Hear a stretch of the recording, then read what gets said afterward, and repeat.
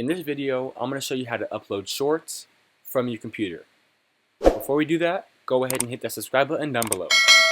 So first, open up YouTube, and then click on the Create on the top right-hand corner of the YouTube homepage.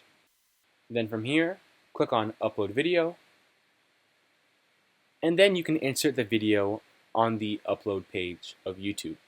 Keep in mind that the video has to be a certain aspect ratio in order for it to be counted as a short. It has to be 9:16, which is the opposite of 16:9, which is the long form videos. So just think of a long form video but rotating it vertically instead of horizontally. Then you will press select your file, edit your title, description, thumbnail, all that stuff, and then it will be uploaded as a short on your PC.